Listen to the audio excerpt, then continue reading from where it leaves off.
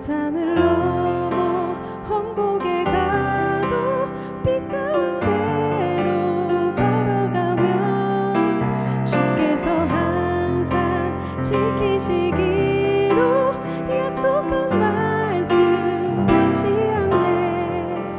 캄캄한 밤에 다닐지라도 주께서 나의 길 되시고 나에게 밝은 빛이 되시니 길 잃어버린 염려 없네.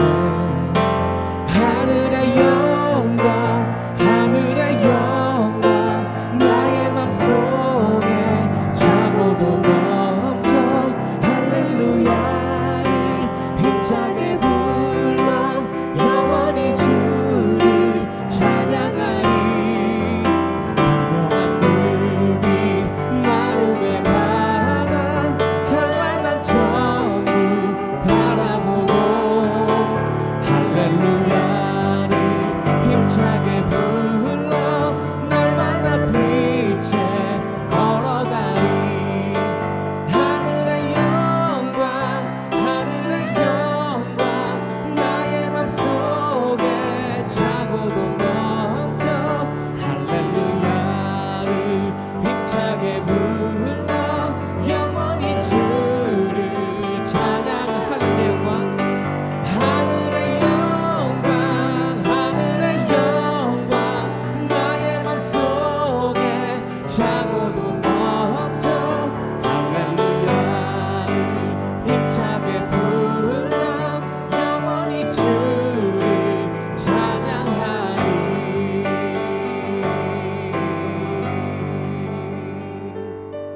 아멘.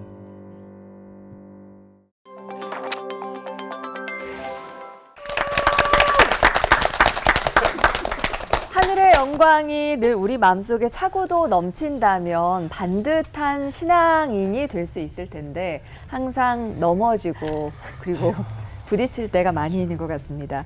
올포원 10계명으로 계속해서 우리가 시리즈를 이어가고 있는데요. 우리가 눈치채지 못하는 사이에 자주 어기는 계명이 있다고 합니다. 바로 오늘 올포원에서 다룰 3계명입니다. 여호와를 망령되게 부른 결과는 과연 무엇일까요? 여호와 하나님을 평소에 어떻게 보세요? 사실 평소에 이렇게 보죠. 하나님 아버지 사랑하는 나의 주 노래로도 많이 부르잖아요. 사랑하는 나의 아버지. 사실 우리가 이렇게 막 겸손하고 간절하게 부르잖아요. 네, 실제로 그쵸. 다. 네. 그런데 망령되이 부른다는 게 사실은 진짜 없을 텐데. 맞아요. 네, 그러니까 우리가 그걸 잘 어기는 계명이라고 하니까 조금 이상해요. 그쵸. 의아해요. 그렇죠? 맞아요. 그러니까 그 찬송할 때 하나님 높여드리고 기도할 때는 하나님 이름 부르면서 시작하고 마지막엔 예수님의 이름으로 기도합니다. 네. 끝내는데 네. 저희가 그 망령되이 부를 일이 없을 것 같아요. 그리고 또 이제 목사님들 설교도 하나님을 말씀하시는 시간이니까 여호와의 이름으로 행하신 막 놀라운 사역들이 또 이렇게 목사님 말씀을 통해서 선포가 되잖아요. 네. 그래서 늘 하나님을 경외하고 또 듣고 말하게 되는데요. 목사님, 저희는요, 진짜 성자, 성부, 성령의 이름으로 맹세하는데 하나님을 망령되게 부르는 결코 없대요. 큰일 났다. 없을까요? 결코 없다는 그 결코가 결코가. 문제가 또 거기에 관해서 금방 성부, 맞아요. 성자, 성령의 미안하다, 이름으로 우리는 안 맹세한다는 게 예. 그 하나님의 수준을 자기 수준으로 낮춘 거예요. 자기가 그 이름을 걸고 맹세했다고 하는데 자기는 얼마든지 어길 수 있잖아요, 그죠? 그러니까 하나님의 이름을 그냥 완전히 뭉갠 거예요. 고 목사님도. 옛날 구약 시대에 살았던 사람들이 또 신약에 와서도 최초 지금도 성경을 필사하는 사람들이 있어요. 태어나서 성경 시대의 히브리어, 성경 시대의 헬라어를 공부해서요. 다른 언어는 전혀 배우지 않습니다. 아이가 태어나면 수도원에 보내요. 그래서 지금부터 2000년 전, 3000년 전 히브리어 헬라어를 배우고 평생 그것만 배우고 성경만 필사하고 거기서 죽어가는 사람들이 있습니다. 현재 있어요. 근데 그분들이 이 말씀을 대하고 하나님을 대하는 태도를 보면 여러분도 아마 들어보셨을 거예요. 구약성경에 필사하던 사람들이 여호와라는 단어만 나오면 쓰다가 붓을 빨아서 다시 잉크를 묻혀서 쓰고 또 여호와라는 단어가 나오면 또 그것을 얼마나 여호와 이름을 부른다는 것 자체가 기록한다는 것 자체가 굉장히 거룩하게. 근데 우리는 너무 쉽게 부르죠. 너무 쉽게. 네. 사실은 생각 없이 그리고 방금 이야기했지만 뭐 하나님의 이름으로 이렇게 우리는 인간의 연약성을 갖고 있기 때문에 지킬 수 없는 것을 막 그분의 이름으로 우리가 확실하게 지키겠다는 의지를 표현하는 건 좋은데 하나님의 이름으로는 맹세하지 말라고 그랬는데 말이죠. 우리는 그렇게 쉽게 하지 않습니다. 네. 망령돼요. 금방 말씀하셨던 것처럼 히브리어는 자음문자예요. 모음이 붙어 있지를 않아요. 그래서 우리가 여호와 야훼 그러잖아요. 어떤 게 맞아요? 둘 다. 둘 다? 그러니까 성경을 읽어가다가 그 하나님의 이름 글자가 나오면 안 읽은 거예요. 묵상하고 그냥 넘어갔어요. 그래서 모음점이 없기 때문에 어떻게 발음하는지를 전수로만 했는데 못 들었으니까 몇백 년 지나고 나니까 음가를 잃어버린 거죠. 그래서 여호와 그럴 때에는 아도나이라고 하는 모음점을 거기다가 자음에 붙여서 부르다가 보니까 여호와 됐는데 학자들은 아도나이라고 하는 모음점을 붙이는 게 맞냐 아니냐 그래서 최근에는 야훼로 읽는 것이 훨씬 더 뭐 본질에 가깝지 않냐 그런데 네. 모르죠 뭐. 네. 천국 가봐야 알죠. 우리는 그러니까 하나님의 이름 음가를 우리는 몰라요. 신기하다. 네. 그냥 십계명의 한 줄로만 만났던 그 계명을 오늘 아마 속속들이 파헤쳐 볼 수 있을 겁니다. 고명진 목사님 설교부터 들으면서 그 큰 뜻을 찾아보도록 하겠습니다.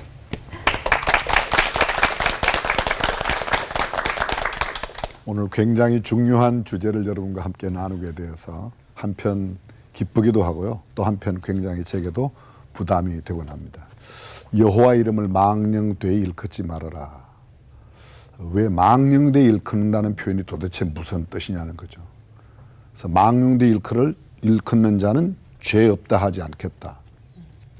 쉽게 말하면 죄를 짓는 일이라고 하나님께서 이렇게 결정적으로 말씀하신 것입니다. 히브리어 원에 이 망령되다라는 표현이 샤브라는 단어를 썼어요. 이 말의 뜻은 이런 뜻입니다. 헛되다, 가치 없다. 좀 쉬운 말로 말하면 하나님께 어울리지 않는 그런 용어를 써서는 안 된다는 거예요. 우리가 쉽게 이 말은 하나님께 해야 할 말이다, 아니다. 이걸 구분해서 쓰라는 거죠. 우리 특히 한국 사람들은 어려서부터요. 이중언어를 하죠. 우리가 이중언어 한다는 거 모르세요? 우리가 이중언어 해요. 예, 어른한테는 진지 드세요. 아이들은 밥 먹어라. 이건 전혀 다른 언어예요. 우리는 어려서부터 이중언어예요. 그러니까 영어를 하거나 뭐 일본어를 한다 그러면 그거는 삼중언어, 사중언어가 되는 거예요. 어려서부터. 마찬가지입니다. 하나님께 쓰는 용어가 있다는 거예요. 사람에게 쓸 용어가 있고 하나님께 쓸 용어가 있는데 하나님께 써서는 아니 될 용어를 하나님과 함께 쓰면 이 망령되이 일컫는다는 거예요. 쉽게 품격에 맞게 써라. 그분에게 어울리는. 여러분 왕의 밥상을 뭐라고 그러죠? 수라라고 그래요. 그죠? 어르신들의 밥상을 진지라고 그래요. 애들의 밥상은 그냥 밥이에요. 밥이에요. 이건 전혀 다른. 근데 거기에 맞게 여호와의 이름에 걸맞는 그런 표현을 쓰고 그런 말을 하라. 그런 말입니다. 하나님 믿는 사람들이 흔히 우리가 쉽게 그냥 하나님 불러면 되지 않냐? 그렇지 않습니다. 성경 속에 나타난 이 여호와의 이름의 표현이 무려 한 700여 가지가 된다고 그래요. 저도 잘 몰라요. 아마 그것만 평생 해도 못 다 공부할 거예요. 그럼 천국 가서 다 더 배우기로 하고. 지금 현재 우리가 보편적으로 쓰는 용어 가운데서 일반적인 언어 가운데서 기도 가운데 쓸 언어가 있고 쓰지 말아야 할 언어가 있단 말이죠. 영어에 이런 표현이 있습니다. name dropping.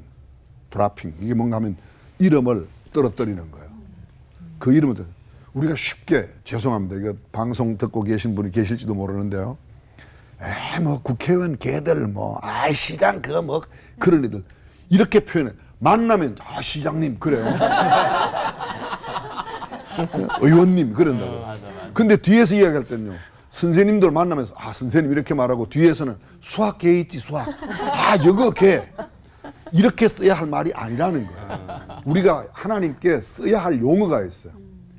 그런 용어들을 제대로 쓰지 않는 것, 이게 얼마나 큰 죄라는 사실을 지적하고 있는 겁니다. 이름에 걸맞는 언어, 우리가 일상에서 쓸 수 있는 언어가 있듯이, 그렇죠? 그 말을 그렇게 쓰라는 겁니다. 사복음서에 보면 아들이 귀신 들린 그 아들을 둔 아버지가, 이 아들이 불에도 넘어지고 물에도 자주 넘어지고, 제자들에게 데려갑니다. 고치지 못합니다. 예수님께 데려와요. 뭐라고 그러죠? 예수님, 내 아들이 자주 불에도 넘어지고 물에도, 당신의 제자에게 데려왔는데 못 고칩니다. 할 수 있으면 좀 고쳐 주시길 바랍니다. 그때 예수님께서 뭐라고 그래요? 할 수 있거든이? 괜찮아요. 이야기하세요. 괜찮아. 할 수 있거든이 무슨 말이냐? 믿는 자에게는 능치 못한 일이 없다. 근데 거기에서 가장 핵심적인 게 뭘까요? 할 수 있거든이 무슨 말이냐? 잘 들어보세요. 무슨 말을 그렇게 해? 지금 이 사람의 믿음을 따지는 문제 이전에 무슨 말을 그렇게 해? 그 말은 할 수 있거든. 그 말은 어울리지 않는 말이라는 거예요. 근데 우리는 흔히 쉽게 인간적인 사고방식으로 그렇게 말하고, 그리고 그 구절이 여러 번 강조됐어요. 믿고. 근데 우리가 믿고 구해도 안 되는 게 있잖아요. 그럼 믿음이 없어서 그런 거예요? 우리 다시 한번 생각해 볼 필요가 있단 말이죠. 우리 이거는 뭐 성경에 안 나오냐니까 17세기 중엽 약 1650년대에 말 한마디에 천냥빚을 갚는다고 그랬어요. 천냥이 얼마인지 아십니까? 요사이 돈으로 누가 환산했더니 한 3억 6,800만 원 정도 된대요. 그게요. 돈도 대단하지만 사실은요 그게 아니고요. 천냥을 내면 사형은도를 받은 사람을 천냥, 속전을 내면 건져내는 겁니다. 그래서 말 한마디의 생명을 살려낼 수도 있고 죽일 수도 있다는 거예요. 우리가 하나님께 써야 할 용어가 있다는 겁니다. 여호와의 이름을 망령되이 일컫지 말라는 말은 하나님께 써야 할 용어를 제대로 알고 쓰라, 그런 뜻이죠. 조금 전에 말씀드렸지만 궁중에서 쓰는 언어, 일반 시장에서 쓰는 언어, 신약 성경은요 코인의 헬라어로 기록되어 있어요. 그 말은 시장에서 아줌마들이 쓰는 용어예요. 어려운 용어가 아니에요. 시장에서 그냥 장사하는 정도의 지식만 있으면 신약 성경을 읽고 해석할 수 있는 거예요. 우리가 지금 굉장히 어렵게 생각하는데 그렇지 않다는 겁니다. 누구나 쉽게 읽을 수 있는 언어로. 하나님께도 역시 마찬가지죠. 그렇게 해야 된다는 겁니다. 한마디로 말씀드릴까요? 하나님께 말 잘하고 삽시다. 하나님의 이름을 함부로 써야 하지 말아야 할 때, 또 써야 할 때를 잘 구분해서 쓰고 하나님께 죄를 범하지 않을 뿐만 아니라 하나님의 큰 복을 누리는 우리 모든 올포원 가족 되셨으면 좋겠습니다. 아멘. 기도하겠습니다. 살아계신 우리 하나님, 하나님께 걸맞는, 하나님의 품격에 맞는, 또 우리가 하나님의 자녀다운 사람으로서의 꼭 쓸 수 있는 언어를 하나님께 쓰고 또 사람들에게 하나님에 대하여 언급할 때에도 그렇게 쓸 수 있도록 도와주세요. 예수님의 이름으로 기도하였습니다. 아멘.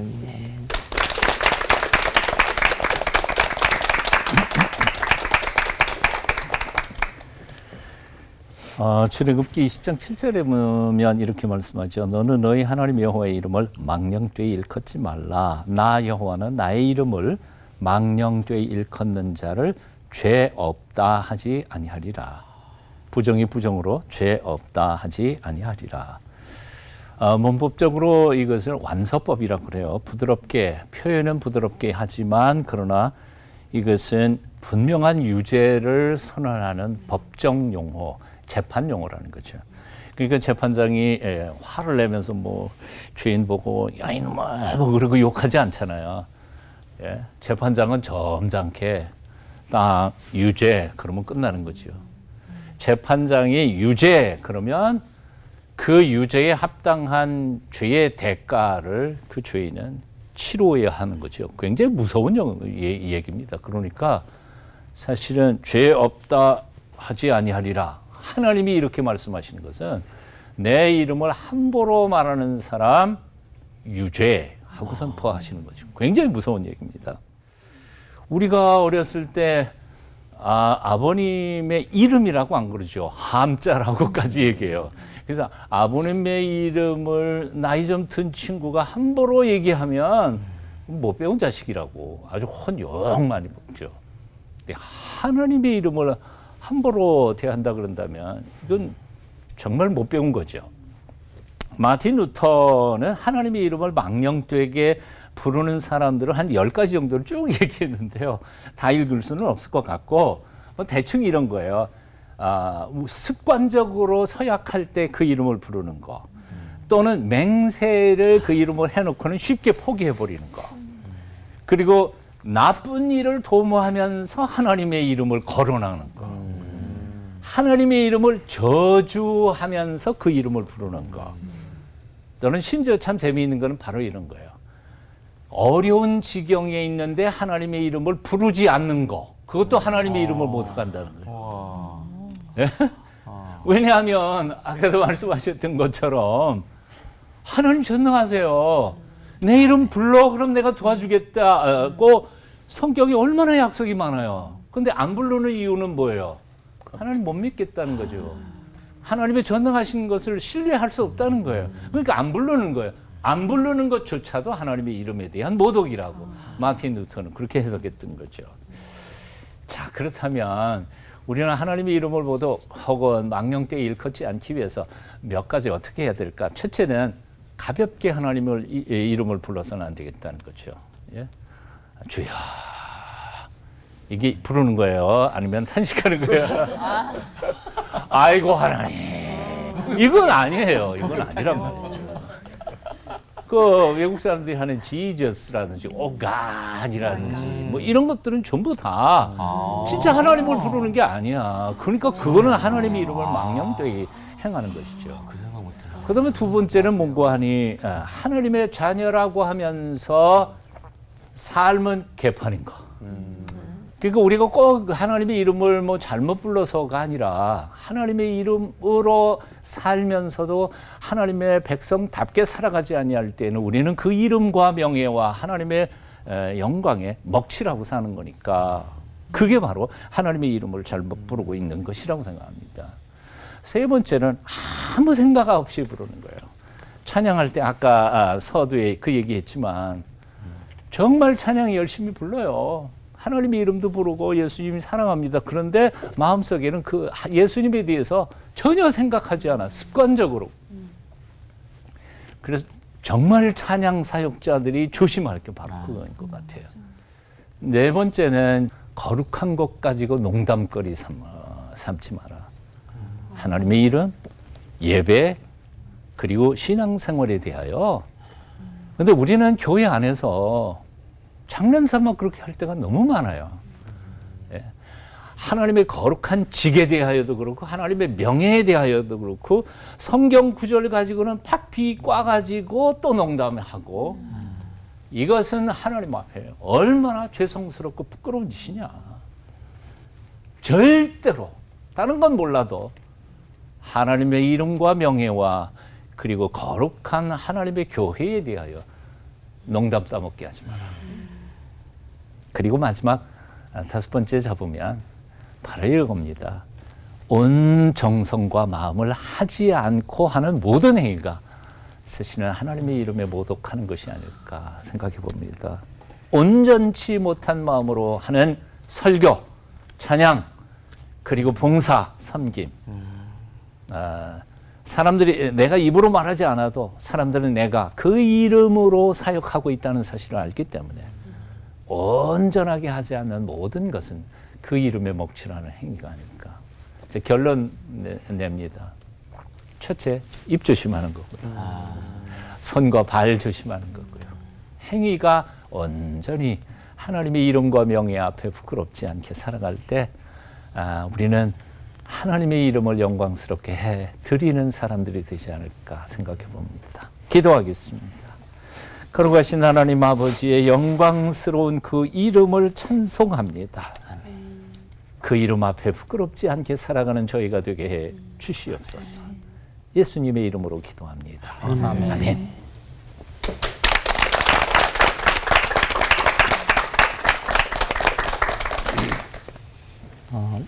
그 성경에는 하나님의 이름이 뭐 실제로는 나와 있지가 않습니다. 하나님 이름이 뭔지를 몰라요. 그럼 하나님의 이름이 이제 신명 4문자로서 아까 사목사님 말씀하신 요드 해 와우 해라는 그 히브리어 자음으로 되어 있거든요. 영어로 하면 Y, 예? 그다음에 HWH 이렇게 돼요. 그 뜻이 뭔지를 몰라요. 그런데 그 모세가 하나님을 처음 만났을 때 출애굽기 4장에서 그 말의 뜻이 나와요. 나는 스스로 있는 자니라. 내 이름 규정하지 말라는 거예요. 창세기 32장에서 야곱이 하나님께 질문을 하서 너 이름이 뭐냐 했을 때 하나님 먼저 물으셨어요. 이름을. 내 이름이 야곱입니다. 나중에 야곱이 물어요. 당신의 이름이 뭡니까? 그거 왜 묻냐? 대답 안 해주세요. 왜냐하면 우리가 어떤 것의 이름을 딱 규정하는 동안 그의 속성과 특징을 제한하게 돼요. 우리가 하나님의 이름을 하나님께서 뭘로 알려줄 순간 하나님을 그 색깔로만 보게 돼요. 그리고 이름을 부르는 순간 우리는 지배하게 돼요. 아담이 동물들의 이름을 다 지어준 이유가 거기 있고 아담이 타락한 다음에 바로 그냥 하와의 이름을 지어줘 버려요. 그전에는 여자와 남자 이랬는데. 그러니까 이것은 상하관계로 그 타락하면 바뀌는 거죠. 그런 의미에서 여호와 이름을 망령되이 부르지 말라는 것은 내가 누군가 이름을 부를 때는 반드시 거기는 어떤 관계를 설정하고 있다는 거예요. 그러니까 잘못된 관계로 너와 나를 규정하지 말라는 거예요. 그리고 첫 번째 이제 망령되 일컫다는 말에 굉장히 중요한 의미는 이제 샤브라는 히브리어가 쓰였는데 그 샤브라는 그 말의 뜻이 망령되이라는 말의 뜻이 굉장히 중요한 세 가지 의미가 있습니다. 세 가지. 첫 번째는 사악 또는 범죄 이런 겁니다. 그리고 두 번째는 그 위선, 거짓 이런 게 있고요. 마지막 세 번째는 텅 빈, 공허한 이런 뜻이 있어요. 그럼 먼저 한번 하나님의 이름이 이 사악하고 범죄적으로 사용된 것이 뭐냐면은 하나님의 존재 자체를 부인할 때 하나님의 이름을 부르는 거예요. 예를 들면 사무엘상 아마 17장일 거예요. 다윗이 골리앗을 만났을 때 골리앗이 하나님의 이름을 비방하는 거예요. 그때 다윗이 하는 말이 뭐예요? 거기 보면은 다윗이 블레셋함에 이르되 너는 칼과 창과 단창으로 내게 나오거니와 나는 만군의 여호와의 이름 곧 내가 모욕하는 이스라엘 군대의 하나님의 이름으로 내게 나간다. 여기 보면 너가 모욕하는 하나님의 이름으로 나간다 하잖아요. 그럼 뭐를 모욕했을까요? 그 다음 구절에 보면 오늘 여호와께서 너를 내 손에 넘기시니 내가 너를 쳐서 내 목을 베고 블레셋 군대의 시체를 오늘 공중의 새와 땅의 들짐승에 주어 온 땅으로 그 다음 이렇게 말해요. 이스라엘에 하나님이 계신 줄 알게 하겠고. 자, 하나님 존재 자체를 부정하는 것이 하나님 이름을 잘못 쓸 때는 거예요. 예를 들어 히스기야 왕 때 그 아수르의 랍사게가 와서 여호와가 뭐간데 아수르 왕의 손에서 구하는데 천하에 어떤 신도 못 구했는데 여호와가 구하기는 할 때 이게 바로 하나님의 이름을 부정하는 거예요. 이게 사악한 범죄예요. 존재 자체를 부정하는 거. 두 번째는 이게 허위와 위선으로 여호와 이름을 부르는 거죠. 거짓과 위선으로. 이건 뭐냐면 종교인들에게 일어나는 일이에요. 하나님의 이름을 이용해서 자기 이권을 취하는 거. 그걸 잘 보여주는 것이 마태복음 7장 22절 23절에 그때 어떤 사람들이 와서 말하기를 주여 주여 우리가 주의 이름으로 선지자 노릇하며 주의 이름으로 귀신을 쫓아내며 주의 이름으로 많은 권능을 행하지 아니한다니까. 그때 내가 밝히 그들에게 말하기를 불법을 행하는 자들아 내게서 떠나가라. 나는 너희를 도무지 알지 못하노라. 지금 주님과의 관계 설정에서 주님의 이름으로 내가 이런 일을 했습니다. 영적인 권위를 내세우지만 주님과 아무 관계가 없는 거야. 내가 너를 도무지 알지 못한다. 근데 어떻게 이용하는 거예요? 그 주의 이름을 불법을 행하는 거예요. 다시 말해서 어떤 영적인 영향력을 끼치려고 자기가 대단히 하나님과 가까운 척하면서 자기 이권을 챙기는 이 종교 거짓된 지도자도 이제 사기꾼들이 하는 거죠. 그래서 여러분 간증할 때도 되게 조심해야 돼요. 많은 은혜를 끼치기 위해서 하나님께서 내게 이렇게 말씀하셨고 이렇게 역사하셨습니다. 하나님이 나 그런 적 없는데 그럼 어떻게 할 거예요?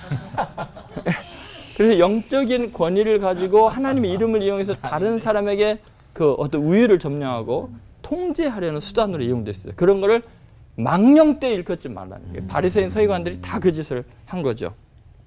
그다음에 세 번째는 무의미하게 부르는 거예요. 이거 헛되고 공허한 것을 말하죠.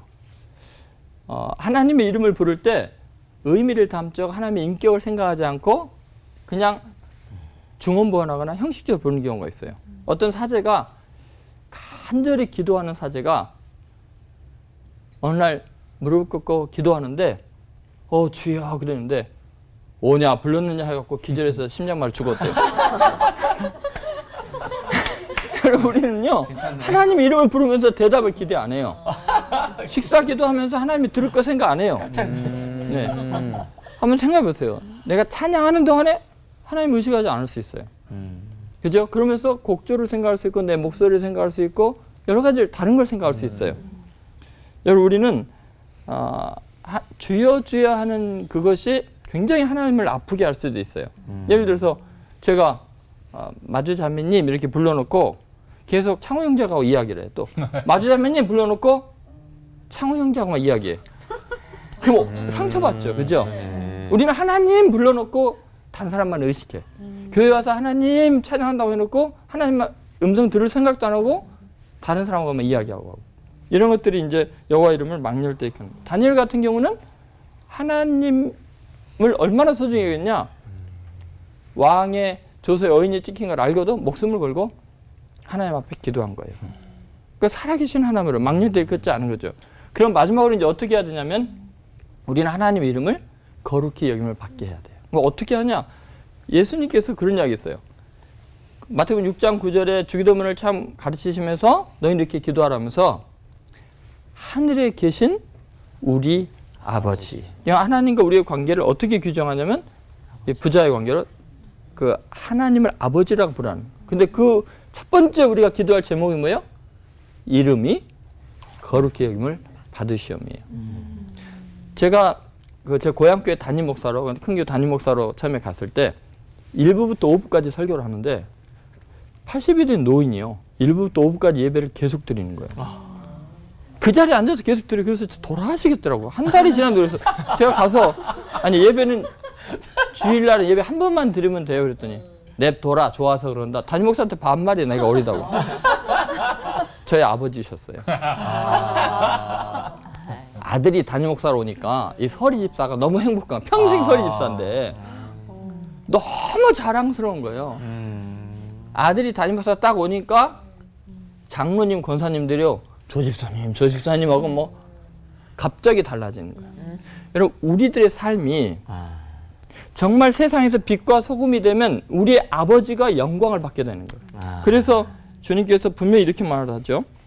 마태복음 5장 16절에 이같이 너희 빛이 사람 앞에 비치게 하여 그들로 너희 착한 행실을 보고 하늘에 계신 너희 아버지께 영광을 돌리게 하라.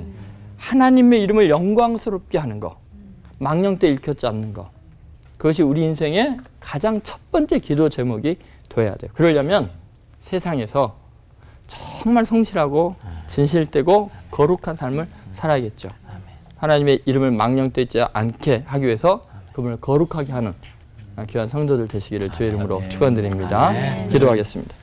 하나님 아버지, 저희는 너무나 부족한데 아들이라 딸이라 불러주셔서 고맙습니다. 주님의 이름을 거룩하게 하고 싶지만 우리는 죄와 연약함 때문에 늘 쓰러지고 실패합니다. 주님의 이름과 주의 영광을 위해서 저희들을 새롭게 하시고 성령으로 충만하게 하시고 주의 이름을 망령되이 부르지 않고 거룩하게 부리는 삶이 되도록 남은 생애를 인도하여 주옵소서. 예수님의 이름으로 기도드리옵나이다. 아멘.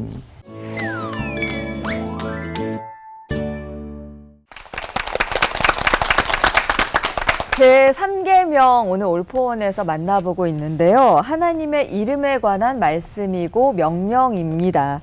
하나님의 이름을 높이고 하나님의 이름이 거룩히 여김을 받으시도록 자녀답게 삶을 살라는 말씀 목사님들의 설교를 통해서 들었는데요. 정말 여러 이름으로 불리시는 하나님의 이름에 관한 이야기, 그거부터 좀 시작해 볼까요? 아까 목사님 말씀해 주셨잖아요. 여호와, 야훼, 아도나이. 하나님의 이름이 성경에서 표현되는 게 너무너무 많으니까 학자들마다 의견도 다르고 뭐 어떤 학자는 이게 뭐 몇백 개다. 하나님의 이름 몇백 개다 표현하는 분도 있으시고 아담한테 또 동물의 이름을 지어줘라 라고 또 말씀 하나님이 하셨고 이름을 왜 이렇게 중요하게 여기셨을까? 그게 궁금해요. 하나님이 왜 과연 이름을 중요하게 여기셨는지 그리고 과연 그렇게 중요한 이름이기 때문에 여호와의 이름을 망령태에 일컫는 거 정말 큰 죄일까? 얼마나 큰 죄일까? 이제 이런 게 좀 궁금해요. 그 고대에는 이름이 그냥 뭐 호칭하기 위한 것보다는 자기 정체성의 규정을 말해요. 그러니까 창세기 32장에 그 하나님께서 야곱에게 너 이름이 뭐냐라고 물어보시잖아요. 근데 하나님이 뭐 기억력이 나쁘셔갖고 잊어버리는 너무 오래 사셨어? 그거 아니잖아요. 너는 너에 대해서 뭐라고 생각하느냐. 도대체 나 없이면 못 살겠다고 축복하지 않으면 가게 않겠다고 하는데 그러면 너는 너에 대해서 뭐라고 하길래 나 없이 못 산다고 하느냐 이런 거거든요. 그럴 때 나는 야곱입니다. 그때 야곱이 자기 이름이 야곱이라는 말을 처음 해요. 그 전에는요 많은 사건 속에서 한 번도 자기가 야곱이라는 말을 안 했어요. 누구의 아들입니다. 누구의 딸입니다. 이런 식으로 그런 식으로만 했거든요. 그러니까 고대에는 이름 자체가 자기의 정체성을 규정하기 때문에 자기에 대한 인식이 바뀌면 이름이 바뀌어요. 그렇기 때문에 이름을 부른다는 건 굉장히 중요한 자기 고백이 되고 타인의 이름을 부른다는 것도 마찬가지죠. 그러니까 하나님의 이름을 함부로 부르는 게 굉장히 어렵게 되고요. 예를 들면 라헬이 베냐민을 낳을 때 이제 죽잖아요. 거의 죽을 지경이 되니까 얼마나 슬퍼요. 그래서 그 아이를 이름을 뭐라 하죠? 베논이라고 그래요. 이게 그 뜻이 슬픔의 아들이에요. 자기 아들 나오면서 이름을 그 슬픈 아들 이렇게 하는 게 말이 안 되잖아요. 왜 그러냐면 자기의 고백이에요. 자기 삶에 대한 투영이에요. 이름을 지어준다는 것이. 그러니까 야곱이 무슨 말이냐?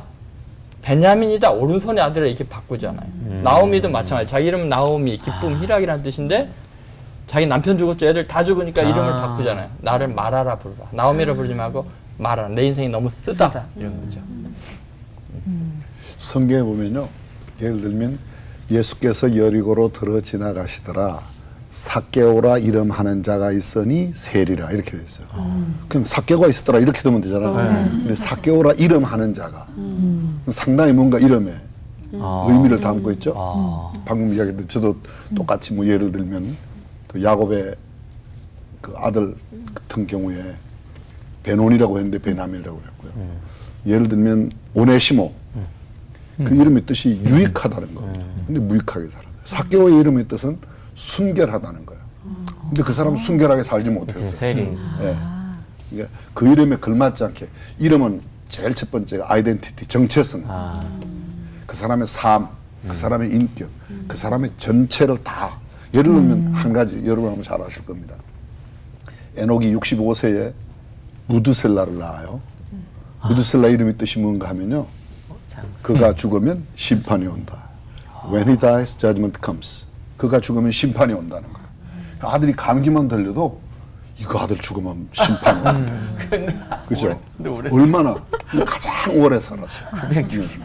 그리고 그 아들을 낳고 난 이후 그 다음 성경에 이렇게 돼서 아들을 65세에 낳고 이름을 무드셀라라고 하고 그 다음에요 300년을 하나님과 동행하는 그 아들을 부를 때마다 어쩌면 막 죽음을 기억하면서 굉장히 하나님과 심판에 대한 이런 마음으로 살았다. 성경의 이름, 이 히브리어의 가장 큰 특징, 우리 한국어도 뜻 글자라서 뭐 제 이름이 예를 들면 명자, 진짜 이렇게 쓰지 않습니까? 밝을 명자, 진정할 진짜, 밝게 진정할 그런 뜻인데 히브리어는 모든 이름에 다 예수님께서 마지막 고난주간에 머무셨던 곳이 우리가 소위 말하는 승리 입성 주일부터 수요일까지 베다니에 벳 집이에요. 아니. 괴로움이에요. 베다니 괴로움의 집에서 벳 에스다, 베데스다 자비의 집이에요. 벳엘, 벳 집이에요. 엘 하나님. 벳레헴, 베들레헴. 벳 집이에요. 레헴 떡집. 그래서 떡집에서 생명의 뜻이신 주님이 태어나셨어요. 그러니까 여러 가지 이름에 대한 히브리는 특별히 그런 이름의 뜻이 굉장히 많죠. 또 이런 찬양도 생각이 납니다. 주의 이름을 부르는 자 능치 못할 일 없네라는 찬양이 생각이 나는데요. 자, 이름에는 능력이 있고 또 힘이 있고 하나님의 이름은 그 전능하신 그분의 존재 자체겠구나라는 생각에 오늘 굉장히 뭔가 좀 이렇게 더 경건해지는 그런 느낌이 들어요. 근데 우리도 그렇잖아요. 누가 내 이름을 이렇게 잘못 부르면 맞아요. 화나고 좀 섭섭하고 맞아요. 그런데 저한테 그런 거 되게 하나님도 많아요. 그러시겠죠? 하나님도 그러시니 궁금하세요? 네. 궁금해요. 궁금하세요? 궁금해요. 궁금하세요? 네. 그래서 준비했습니다. 하나님의 이름을 제대로 부르기 위해서 드리는 질문 타임! 오늘 그래서 궁금한 것들을 모아서 먼저 고면지 목사님께 질문 드려보도록 하겠습니다. 이 성경 속에 정말 많은 인물들이 나오지 않습니까? 근데 그 중에는 좋은 이름도 있는 것 같은데, 있는데 저주의 이름도 있더라고요. 뭐 사람은 좀 이 이름대로 된다고 하잖아요. 근데 뭐 저주, 슬픔, 괴로움 이런 것 뜻하는 이름을 지어서 왜 그 이름을 해서 불렀을까요? 조금 전에 그 설명을 제가 조금 드렸지만요. 이 예를 들어서 설명을 볼게요. 엘리야. 여러분 엘리 라마 사박다니. 엘리 나의 하나님. 엘 하나님이거든요. 리 나의. 엘리 나의 하나님 나의 하나님. 라마 사박다니. 어찌하여 나를 버리셨나이까. 엘리야 구약 성경 엘리야가 엘리 나의 하나님 아까 야훼거든요. 여호와가 나의 하나님입니다. 그게 이제 엘리야 이름의 뜻이에요. 예레미 야훼. 구약 성경에 나오는 이름의 끝에 야자가 붙으면 다 야훼라고. 이사는 구원이래요. 야훼께서 구원하신다. 그 이사야 전체가 구원의 드라마를 이야기하고 있는 예수님의 나심을 설명한단 말이죠. 그 이름의 뜻대로 방금 설명하신 대로 질문 속에 담겼잖아요. 그 이름의 뜻대로 살았던 엘리야의 기도를 보면 엘리야의 기도 유명하죠. 갈멜산 기도 기억나십니까?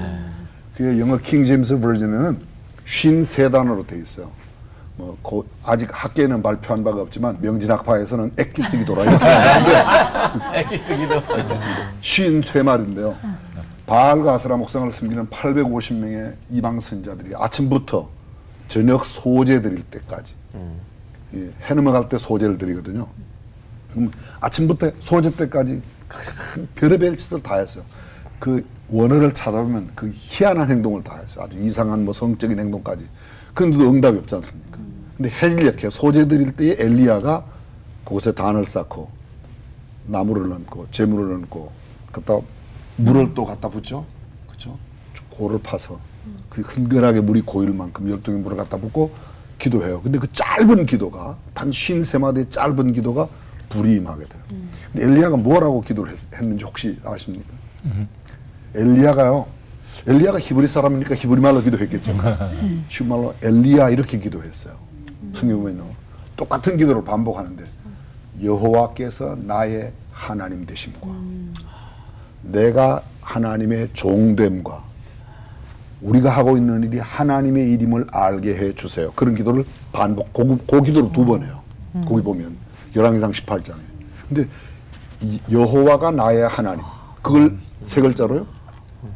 여호와가 나의 하나님 3글자로. 엘리야가 엘리야라고 기도했는 거예요. 엘리야가. 그런 이름에 하나님께서 그만한 모든 것들을 담아 놓으시고 그렇게. 저는 예수 그 이름이 뭐예요? 그가 자기 백성을 저희 죄로부터 구원한다. 구약 성경에 예수와 여호수아 이게 야사라는 그 히브리 원에서 오는데요. 그 원어가 보면 그게 아담이 잠들게 하고 하와를 지을 때 갈빗대를 취해서 하지 않습니까? 내가 이를 위하여 돕는 배필 할 때 그 돕는다는 말이 야사예요. 그게 예수와 예수, 이사 다 같은 어원을 두고 있는데요. 여자를 헬프로 만드는 게 아니라 헬퍼. 옆에 보조자가 아니고 아담을 구원하는 구원자로서 우리가 이런 것들을 잘 살아야겠다, 좀 깊이 생각할 필요가 있잖아요. 그래서 이름도 그게 시편에 요 말씀만 드릴게요. 시편에 보면 환난 날에 내게 부르짖어라. 내가 너를 도우리라. 그 돕는다는 말이 야사예요. 보세요. 그게 그러면 하나님이 내가 환난 때 부르짖으면 옆에 와서 조금 도와준다는 말이에요? 구원하신다는 거. 똑같은 말을 똑같은 단어를 이렇게 번역했어요. 환난 날에 내게 부르짖어라. 내가 너를 건지리라. 건진다는 거죠. 그러니까 그 이름에 이번 사람 이름뿐만 아니라 지명도 특히 히브리어는 그런 의미가 하나님께서 때로 이제 이런 저런 이름을 주셨나. 갑자기 아내가 생각나네요. 네. 이름에 이제 저주가 섞인 이름들이 있잖아요. 네. 근데 그런 경우 자기 자식 이름을 저주하는 걸로 나온다는 게 너무 참 신기해요. 그쵸. 안타깝잖아요. 예를 들면 호세아가 이제 고멜을 통해서 애를 낳았을 때 로루하마라고 이 이름을 줬거든요. 이름을 로루하마. 근데 로루하마는 뜻이 긍휼을 받지 못한 자라는 뜻이에요. 그 자기 자식을 낳아놓고 긍휼을 받지 못한 자라고 하고 또 나중에 애를 낳고는 로암미라 그래요. 내 백성이 아니다. 하나님의 백성이 아니다. 이런 거예요. 그러면 그 말이 안 되잖아요. 선지자가 자기 자식 이름을 그렇게 짓고 하나님이 또 그렇게 지으라 그래요. 이거는 그런 것 같아요. 우리들의 삶이라는 것 하나의 메시지다. 내가 원하는 삶을 사는 게 아니고 나라는 존재 자체는 하나님의 의미이다. 누군가에게 나 삶 자체가 하나님이 어떤 분이신지를 보여주는데 내 존재의 의미가 있기 때문에 어쩔 때는 내 이름이 뭐 축복의 이름이 될 수 있고 또 안 좋은 이름이 될 수 있지만 그것은 누군가에게는 굉장히 중요한 하나님의 마음을 드러내고 하나님의 공의를 드러내기 때문에 우리 인생이라는 게 사실은 내가 어떤 성취를 한다고 하지만 사실은 하나님께서 주어지신 이름 그 이름값을 하며 살 수밖에 없는 우리지 아닌가. 전적으로 하나님께 주권이 있음을 고백하는 거네요. 네. 이번에는 하나님을 늘 마주보며 살고 싶은 저 마주가 서정호 목사님께 질문을 드리겠습니다. 생각해보니까 저희가 하나님의 이름을 평소에 굉장히 많이 부르더라고요. 기도하면서도 주여 주여 하시고 저희 어머님은 한 운전하실 때도 주여 주여 하시고 일어나실 때도 아이고 주여 하시면서 하루에 한 30-40번은 부르시는 것 같거든요. 그러시면서 또 오마이갓 이렇게도 하고 하늘에 걸고 맹세 뭐 이런 식으로 습관적으로 굉장히 망령되게 부르고 있는 게 맞는 것 같아요. 근데 우리가 이렇게 망령되게 부르지 않으려면 어떤 걸 어떻게 조심하면 좋을까 좀 방법을 얘기해 주시면 좋을 것 같습니다. 뭐 복잡하지 않아요. 조심하면 되지. 그렇구나. 그 이외에 다른 방법이 어디 있겠어요. 항상 자기 마음 마치 살 얼음판을 걸어가는 것처럼 또 다른 말을 한다면 성찰, 자기 자신을 되돌아보고 성찰하는 것밖에는 다른 방법이 없지 않을까. 나도 모르는 사이에 습관화돼 버릴 때가 너무 많거든요. 근데 그 습관이라고 하는 것은 항상 자신을 돌아보는 성찰의 시간이 없으면 자기 습관 중에 잘못된 습관을 깨달을 수 없으니까. 그리고 또 하나 뭐 꼭 한다면 결국 우리 힘으로는 안 되는 것 같아요. 매 순간 성령님의 이름을 그야말로 불러서 성령님 도와주세요. 붙잡아 주세요. 기도하는 마음으로 입 조심, 발 조심, 손 조심. 특별히 설교하는 목사들이 제일 불쌍한 사람들이죠. 실수를 제일 많이 하거든요. 말을 또 안 할 수는 없지만 저도 말을 하는 사람이라서 그렇지만 진짜 잘해야 되겠네요. 한마디 한마디. 그죠? 네. 저도 조심스럽게 한번 질문 이번에 조동천 목사님께 한번 조심스럽게 상담까지 한번 부탁드려볼게요. 하나님의 이름을 도용해서 자기 이익을 취하는 사람들이 있지 않습니까? 그 사람들 때문에 여러 사람들이 피해를 많이 보는데 하나님은 왜 그냥 두고 보고만 계신지, 그다음에 혹시 하나님 이름을 망령되게 불렀다가 호되게 혼나고 각성한 좋은 예는 없는지 한번 말씀 드려볼게요. 이제 일단은 그 이단에 빠진 사람들 같은 경우는 이제 사실은 하나님의 이름을 망령되게 일컬을 뿐만 아니라 자기가 하나님의 행세를 하잖아요. 그런데 하나님께서 거기는 정말 부흥케 하시고 우리 교회 같은 경우는 개새끼를 아주 헤매게 하시고 그 이유가 뭘까?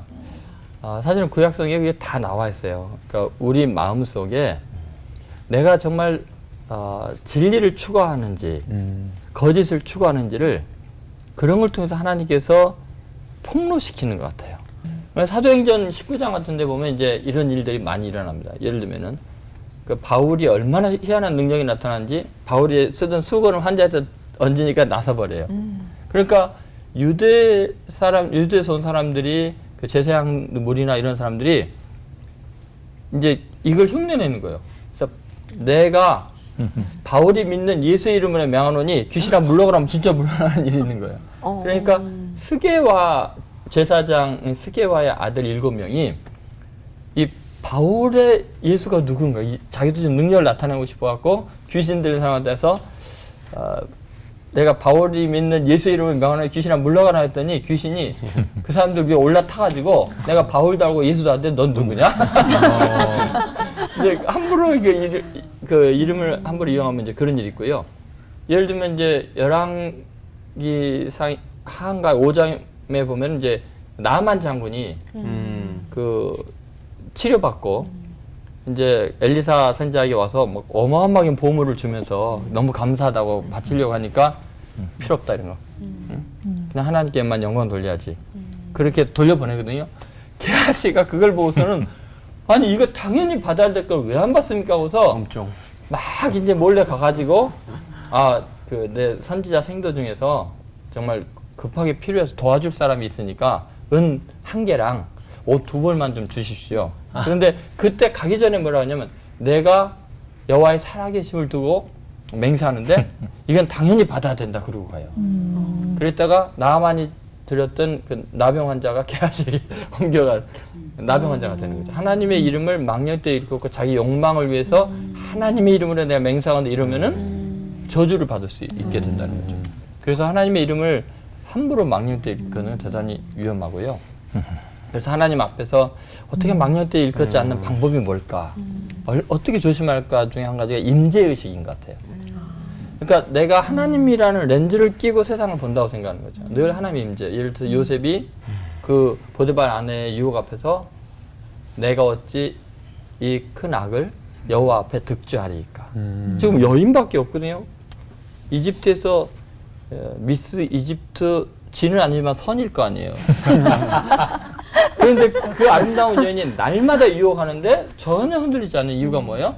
내가 어찌 여호와 앞에 득자리까. 그 여인보다도 하나님이 더 앞에 있는 거예요. 하나님이 더 잘 보이는 거예요. 그러니까 하나님의 임재의식 앞에 생각을 기도처럼 하고 언행을 말씀처럼 하면은 그렇게 좀 이겨나가지 않을까 그런 생각이 들어요. 하나님 이름이 제대로 불려질 때는 능력과 힘이 되지만 그렇지 않을 때는 큰 후회를 할 수도 있다는 점 우리가 잊지 말아야 되겠습니다. 우리가 늘 고백하는 주기도문처럼 하나님 이름이 거룩히 여김을 받으실 수 있도록 주님의 자녀답게 살아야 되겠다 생각을 하는데 나의 아버지, 나의 하나님 그 이름에 대해서 정말 오늘 다시 생각하게 되는 것 같아요. 네, 그래서 사람들이 각자마다 자기가 자주 부르고 또 이렇게 정의하는 하나님의 이름이 있잖아요. 저는 오직 은혜의 하나님을 좀 이렇게 자주 부르는데 목사님들은 어떤 하나님의 이름을 자주 부르시는지 또 언제부터 그렇게 부르셨고 어떻게 그렇게 되셨는지 저희도 좀 그 하나님을 만나고 싶어요. 고 목사님부터. 저부터요? 네. 저는 상황에 따라서 상당히 푸른 다양한 호칭을 하는데요. 근래는 주로 살아계신 하나님이라는 표현을 많이 쓰고요. 또 하나님의 전능하심이 필요한 전능하신 하나님이라는 표현도 쓰고 제게 어려서부터 저희 집에서 지난번에도 한 말씀드렸지만 저는 이제 친가에는 3대, 외가로는 4대쯤 있는 집안에서 어려서부터 가정예배를 늘 드렸어요. 주일날도 아침에 가정예배 드리고 예배당 갔다 오고 밤에 자기 전에 또 가정예배 드리고 제가 그때 결심한 게 하나 있는데 나는 크면 가정예배 안 드리는 그래서 그냥 쪼크로 잘 알아보시는데 어쨌든 근데 아버지 어머니가 주로 쓰시던 말을 거의 따라서 하게 되고요. 어떤 날 내게 맞아 이건 하나님께서 꼭 이런 힘을 주셔야 돼. 전능하신 하나님. 아멘. 제일 구원의 감격을 느꼈을 때는 그냥 하나님, 사랑하는 하나님 그 말만 해도 계속 하룻밤 새 그렇게 기도한 적도 있어요. 다른 이야기 아무것도 제가 사랑하는 하나님. 그런데 그 주체할 수 없는 눈물과 감격. 그러니까 그때 아마 오직 은혜라고 아주 우리 원장님 말씀하셨는데 그렇지 않은가 이런 생각이 듭니다. 네. 저는 하나님의 이름 아니고 그냥 아버지. 그런 호칭이 제일 어렸을 때서부터 지금까지 그랬었던 것 같아요. 그냥 밤새도록 아버지 그냥 아버지도 아니고 아버지 그렇게 밤새도록 그냥 부르면서 은혜 받았던 적이 한두 번도 아니니까 지금도 역시 아버지 그러면 뭐 그냥 통하는 것 같아요. 네. 다른 거 복잡하게 생각할 필요도 없이. 저는 그 하나님에 대한 이미지는 물론 아버지, 또 상황에 따라서 하나님에 대해서 이제 부르는 게 다른 것 같아요. 다윗도 그랬던 것 같아요. 뭐 광야에서 헤매고 쫓겨다니고 불안할 때는 나의 성벽인 하나님, 나의 산성이신 하나님, 나의 힘이신, 나의 칼이신 하나님 뭐 이렇게 바뀌듯이 목회자들도 목회 그 상황에 따라서 그 하나님에 대한 호칭이 달라질 수밖에 없는 거. 그런데 제 삶에 있어서 이제 가장 강력한 그런 하나님에 대한 이미지는 사랑인 것 같아요.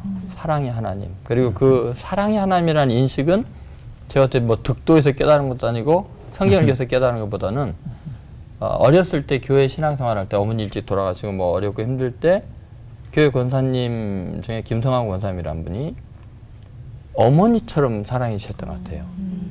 근데 그분의 그 공급하심을 보면서 하나님은 이렇게 사랑이 많은 분인가. 그게 굉장히 깊이 다가온 것 같아요. 그래서 그러니까 성경에 있는 어떤 이론으로 하나님에 대한 묘사가 삶의 현장에서 하나님은 정말 따뜻한 사랑의 하나님이구나. 그리고 내 연약함과 부족함을 무한히 품어주시고 미래를 열으신 분이구나. 그러다 보니까 이제 사랑의 하나님에 대한 깊은 이미지가 그 성도들의 사랑을 많이 받으면서 느꼈는데 그 모든 걸 보니까 이 은혜인 거예요. 그래서 이제 두 번째 아주 강력한 하나님에 대한 이미지는 너무 은혜로우신 분. 근데 그 은혜는 내가 생각한 것보다 훨씬 크고 넓다는 거예요. 그러니까 이 정도면 나는 혼나야 되는데 하는데 더 사랑해 주시면서 회개케 하시는 하나님. 그러니까 은혜의 하나님. 그래서 우리가 생각하는 것보다 훨씬 큰 사랑과 큰 은혜, 측량할 수 없는 그런 의미에서 저는 이제 사랑의 하나님, 은혜의 하나님 이렇게 느껴지는 것 같아요. 네. 여러분은 하나님을 어떻게 부르고 계신지 또 생각이 많아지실 것 같은데요. 우리 인생에 친히 다가와서 역사하시는 나의 하나님, 그 이름을 다시 한번 새겨보는 시간 가지셨으면 좋겠습니다. 3계명의 은혜를 정리할 시간인데요. 나에게 3계명은 한마디로 네모다. 이 네모 안에 조동천 목사님 뭘 넣으실까요? 저는 이 3계명 여호와의 이름을 망령되이 일컫지 말라 이 말은 내 영혼의 투시경이다. 투시경. 내가 지금 하나님과 어떤 관계 속에 있는지를 지금 잘 보여주는 것 같아요. 아까 말했던 그 세 가지 하나님을 정말 그 죄악 가운데 지금 부르고 있는지 아니면 위선으로 이용하고 있는지 아니면 공허하게 부르는지 내 영혼이 하나님과 어떤 관계성을 지닌지 잘 보여주는 투시경이다. 자, 서정호 목사님은 칼. 칼이요. 칼이 의사 선생님한테 들려주면 죽어가는 사람도 살려내지만 강도에게 들려주면 사람의 목숨을 하는 것처럼 하나님의 이름은 정말 사모하는 마음으로 부르는 자에게는 생명과 하나님의 축복이 임하지만 그 하나님의 이름을 잘못 오용하는 사람에게는 오히려 하나님의 저주가 있는 것 아닐까. 칼. 네. 저는 뭐 비슷한데 저는 수준이라고 생각했어요. 수준. 제 상태, 제 수준. 지금 내가 투시경이라고 이렇게 아까 우리 조 목사님 잘 표현하셨는데 내 영적인 상태가 어떠하냐에 따라서 이 3계명에 대한 대하는 태도가 완전히 달라진다. 내 상태, 내 영적인 수준이 바로 이것을 통해서 다 투시되는, 다 보여지는 그런 모습이 아닐까 그렇게 생각합니다. 자, 오늘 끝인사는 우리가 정말 망령되이 부르지 않는 그 망령과는 거리가 먼 사람들답게 좀 외치면서 마칠까요? 예, 알겠습니다. 하나님의 이름 높이며 예수 이름으로 하나 되는 시간. 올포원!